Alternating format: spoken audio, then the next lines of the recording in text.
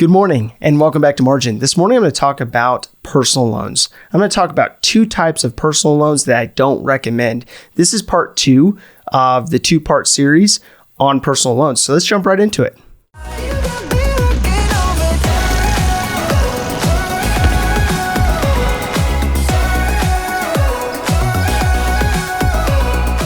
So the third common unsecured loan type comes down to a credit card cash advance. Now, these cash advances typically are a small percentage of your total approved credit line. So if you have a credit card with a $6,000 credit line, you have maybe utilized $2,500 for other purposes or purchases, and then you have a percentage of that total amount that you can use for a cash advance. Now, with that typically comes with a fee to utilize the cash advance, as well as to utilize an ATM to get that cash out. And typically the APR on that is a couple points higher than your typical credit card. Now, it depends, of course, on the credit card you utilize, but this is an option if worst comes to worst and you needed to use your credit card for something that is typically not an acceptable use. So like paying debt of some kind. So the fourth common unsecured loan type comes down to payday loans. Now, these are my least favorite loan type because of the shark infested waters of payday loans. And oftentimes what ends up happening is people get stuck in a debt cycle with payday loans that they can't get out of. Now, the original purpose of a payday loan was just to bridge the gap for a few days or weeks or so on and so forth for the purposes of meeting basic needs. But what ends up happening is these loans are exorbitant in their fees and their interest rate. And so therefore, people oftentimes take out these loans and have to continually take out loans one after the next in order to meet their next debt obligation or their next obligations from a living standpoint, from a cost of living standpoint. So although these payday loans offer fast cash in the event that you need to use it for an emergency, there are so many drawbacks to these, not to mention the fact that many states are not regulated as heavily as they should be on these predatory lending practices. And what was interesting is, as I was looking into this, was responsiblelending.org put out a map showing the average interest rate, the average cost of taking out these payday loans by state. The lowest one was Oregon at 154%. A staggering interest rate to pay for a short-term loan that oftentimes, unfortunately, turns into a longer-term commitment with that lending agency. But on the other end of the spectrum, we had Ohio, and Ohio had an average of 677%.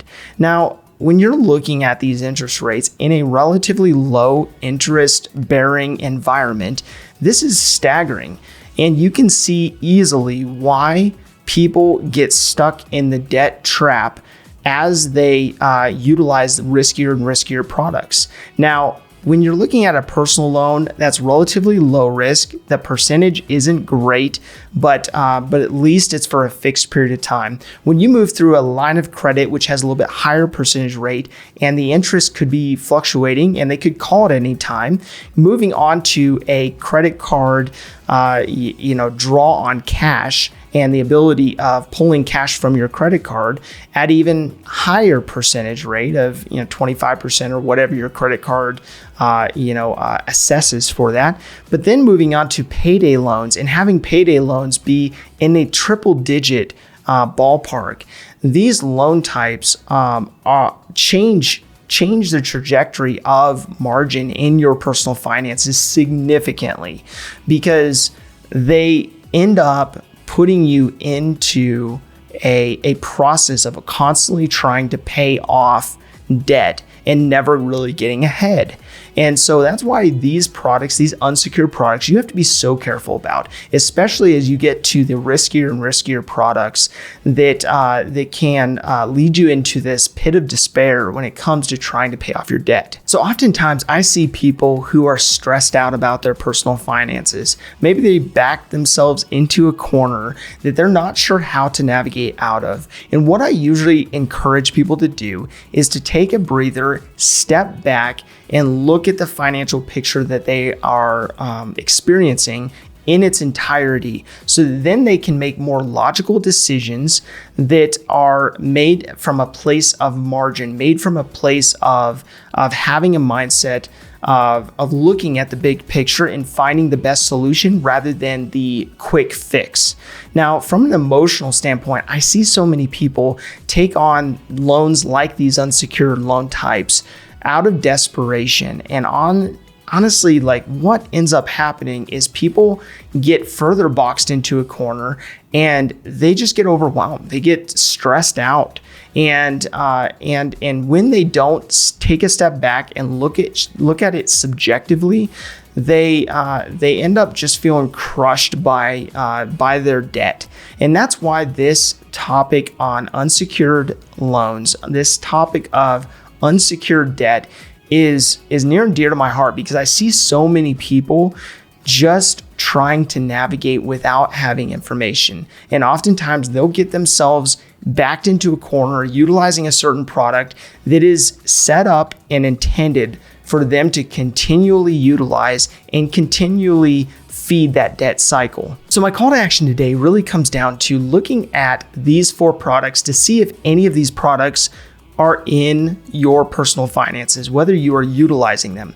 Now, on the lower risk end of the spectrum, they make sense for you to hold on to.